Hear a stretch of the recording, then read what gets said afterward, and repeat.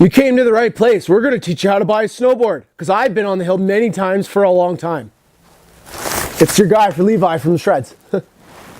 When you walk into a skate shop and you're trying to buy your first snowboard, it can be a bit overwhelming. There's so much information to cover, but we're here to help you so you can buy your first board right.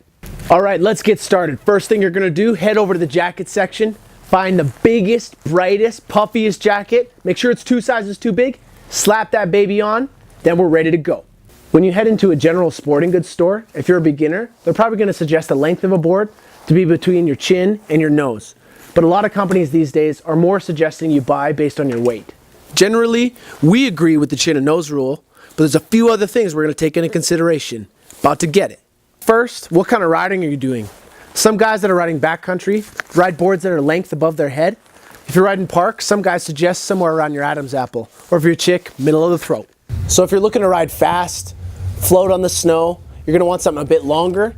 And if you're looking to ride in the park, want to maneuver around a little bit more, you want something a bit shorter for you. A shorter snowboard is also easier to ride if you're a beginner. Like we mentioned earlier, some brands are trying to get you to buy your board based on your weight. We don't fully agree with this, because what if you're tall and lanky? You might have something that's too short for you, or you're short and stocky. It might be something crazy long for you. But definitely keep your weight in consideration when you're choosing the flex of your snowboard. So now you've chosen the length of your board, now you want to decide on the width of your board. Most boards come in regular width and wide. You really only need a wider board if your foot is bigger than average for your height. You've chosen the length of your board, you've chosen the width of your board. Now we're going to check out the flex rating. For beginners, generally we suggest something that's a bit softer. People who are riding park, rails, things like that are usually riding softer. People who want to go fast and more aggressive are riding stiffer boards. But again, if you're a beginner, you might want to check out something softer. You've chosen the length, the width, the flex rating.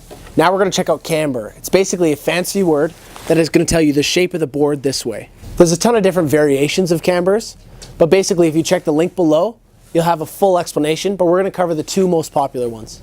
This is traditional camber.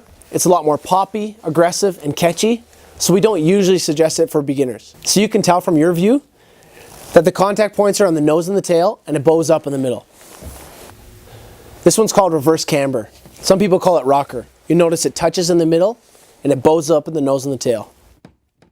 So you'll notice on reverse camber, the contact points are brought up off the snow, making it a lot less catchy and a lot easier for beginners. With this camber, it makes it easy to pull your nose up out of deep snow, and it also is ideal for nose presses and tail presses.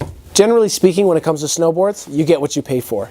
You're going to notice as price goes up, you're going to see things like a faster base, a lighter core, and just generally overall better materials. This is your boy Daddy. This is my man Marley. You just watched some snowboard stuff, how to buy them, how to get them, how to ride them.